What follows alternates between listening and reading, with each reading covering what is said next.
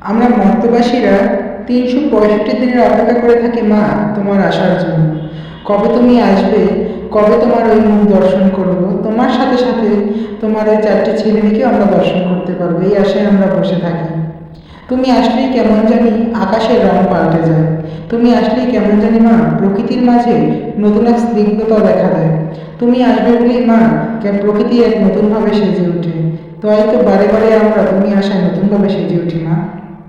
আশ্বিন মাসে অকাল বোধন পড়ল ঢাকে কাঠি, ভগবতী অঙ্গে মাখে কোমর টুলির মাটি। ভগবতীর রূপ দেখিয়া হইল পাগল ভোলা, ত্রিভুবনে লাগছে গাথা গল্প আগমনীর সুর। তোমার টুলির গন্ধ ছড়ালো, বলো বলো দুর্গা এলো, বলো বলো দুর্গা এলো। ভালোবাসা কোনোদিনও মুছো না, ও মা সবার প্রাণে, সত্যি তুমি দশভুজা প্রতিমা। তুমি যে মা, আমার মা, সবার মা, দুর্গা মা।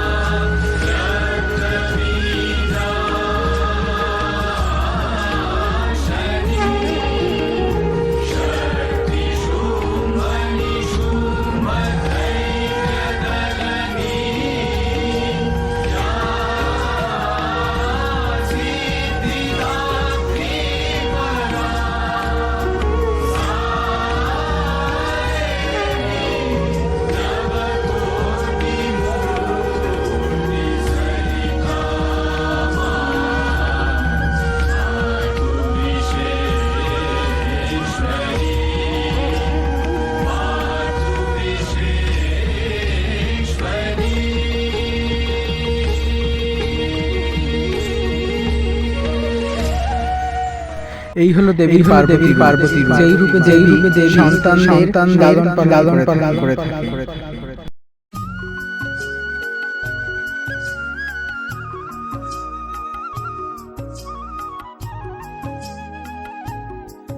গজ, বাবা তুই কই গেলি? তাড়াতাড়ি আয়, কই গেলি তুই বাবা?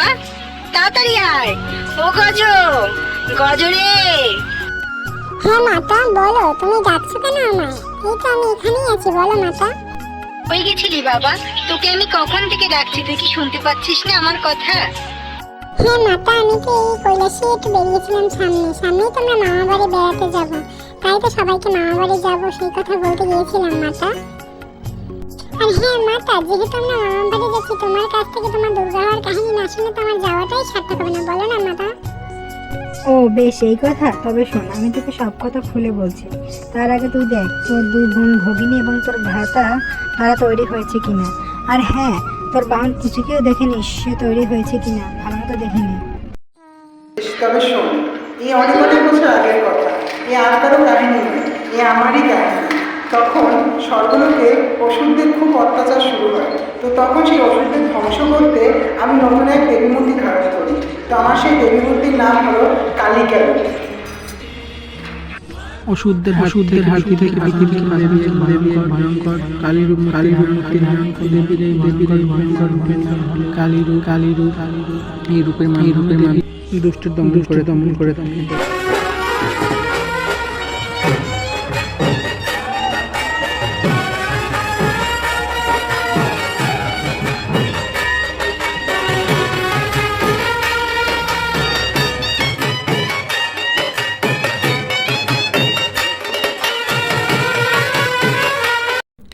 এরপরে শুরু হয় মহিষাসুর দানবের অত্যাচার। সে পিতামহ ব্রহ্মার কাছ থেকে এমন বর পায় যেই বর তাকে কোনো দানব তাকে মারতে পারবে তার জীবন থাকবে এক নারীর উপরে। এই কথা শোনার পর মহিষাসুর আর্তনাদ করা শুনে নিজেকে অবরুদ্ধ ভাবে।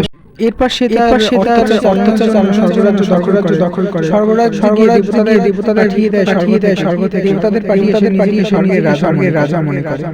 হে দেবরাজ ইন্দ্র, কি হবে এখন? মহিষাসুর যে আমাদের স্বর্গরাজ্যে ধ্বংস শুরু করছে, আপনি কোনো উপায় বলুন আমার। হে বরুণদেব, আমি কি বলবো, আমার কিছুই মাথায় আসছে না। চলুন আমরা ত্রিদেবের শরণ নেই, চলুন আমরা ত্রিদেবের কাছে যাই এখনই। হে বরুণদেব, চলুন আমরা অদৃশ্য হয়ে এখনই চলুন ত্রিদেবের কাছে। চলুন বরুণদেব। হে ত্রিদেব, আপনি তো সব কিছুই জানেন। আমাদের স্বর্গরাজ্যে মহিষাসুরের খুব ধ্বংসযজ্ঞ শুরু হয়েছে। আপনি আমাদের রক্ষা করুন, আপনি ছাড়া আমাদের কেউ রক্ষা করতে পারবে না। হে ত্রিদেব, আপনারা কিছু বের করুন, আমাদের রক্ষা করুন, আপনি আমাদের রক্ষা করুন হে ত্রিদেব।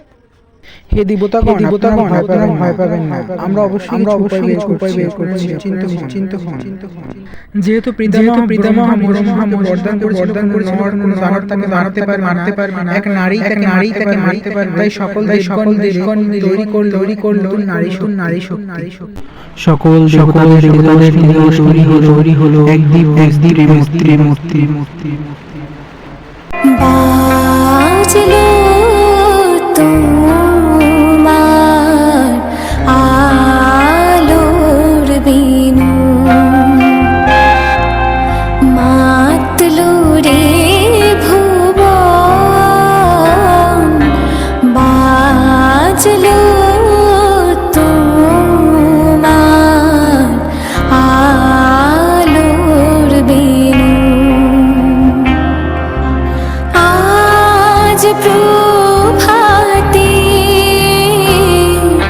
শিশুর শুনে খুলে দিল মন, বাজলো বাজলো বাজলো তোমার আলোর বিনু। এরপর সব দেবীকে সাজালো। বিষ্ণু দিলেন সুদর্শন চক্র, বরুণ দেব শঙ্খ, অগ্নিদেব শক্তি, পবন দেব ধনু ও দুটি বানপূর্ণ তুনি, ইন্দ্র দিলেন বজ্র ও ঐরাবতের ঘণ্টা, মৃত্যুরাজ যৌমদেব দিলেন কালদণ্ড, ব্রহ্মা দিলেন রুদ্রাক্ষের মালা ও কমণ্ডলু, কাল দিলেন খড়গ ও উজ্জ্বল ছাল, সূর্য দেবীর প্রতিটি রোমকূপে শক্তি দিলেন, আর হিমালয় দিলেন বাহন সিংহ, মহাদেব দিলেন শূল, দেবী হলেন সম্পূর্ণা। দেবতাদের রক্ষায় দেবী এবার প্রস্তুত।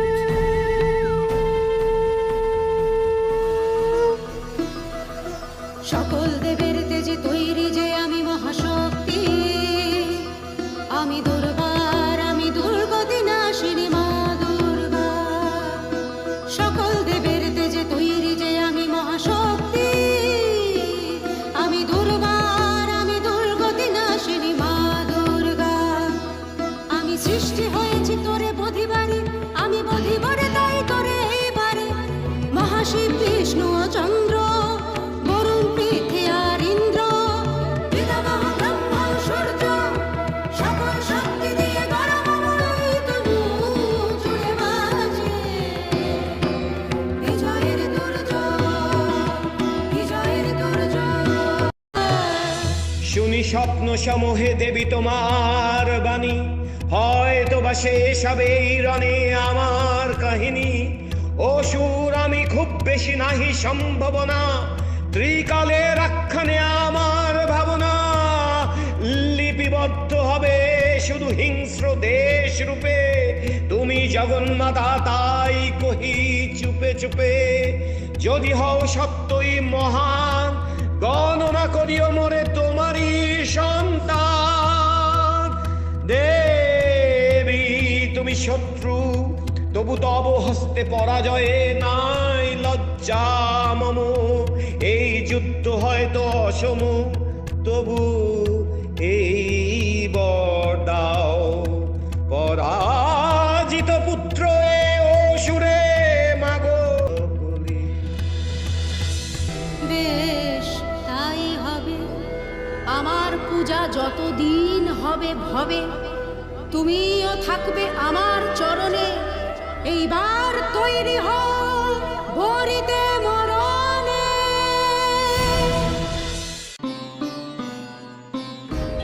সংগ্রামে মহিষাসুর করয় গর্জন, সম্মুখে যাইবে হেন আছে কোনজন। অসুরে বধিতে দেবী উপায় ভাবিলা, মহিষে বাঁধিতে পাশ নিক্ষেপ করিলা। যে কালে মহিষে পাশে আবদ্ধ করিল, সে মহিষ দেহ ত্যাজি সিংহ হইল।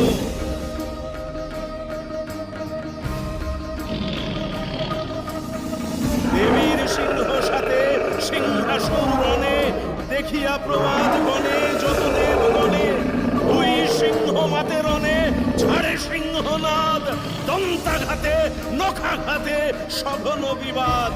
এই ক্ষণে দেবী দুর্গা প্রচন্ড কোপে, সিংহাসুর মুন্ড কাটে অসির এক কোপে। রণভূমি পরে মুন্ড পড়িলা যখন, দেবগণ জয়ধ্বনি করিলা তখন। হেনকালে অসুরের গজে আকার, কি হইবে কি হইবে চিন্তা সবাকার। নানা মায়া জানে বীর মহেশের ঘরে, পাশে রণের ভিতরে। লক্ষ্যে যোজন প্রচণ্ড প্রচার, 40 যোজনে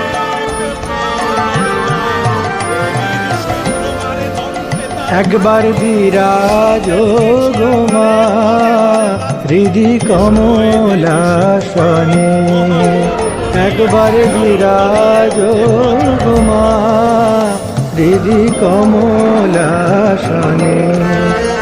তোমার ভুবন ভরা রূপটি একবার মায়া জালে ত্রিভুবন করে অন্ধকার।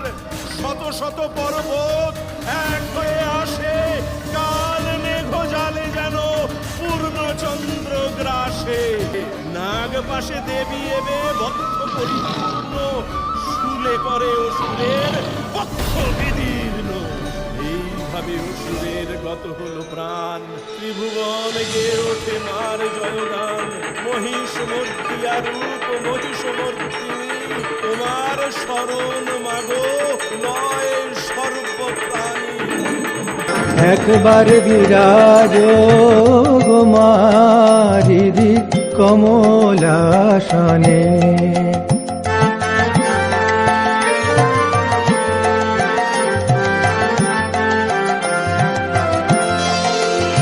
তুমি অন্নপূর্ণামা শ্মশানে শ্যামা, কৈলাসেতে উমা তুমি বৈকুণ্ঠে রমা। তুমি অন্নপূর্ণামা শ্মশানে শ্যামা, কৈলাসেতে উমা তুমি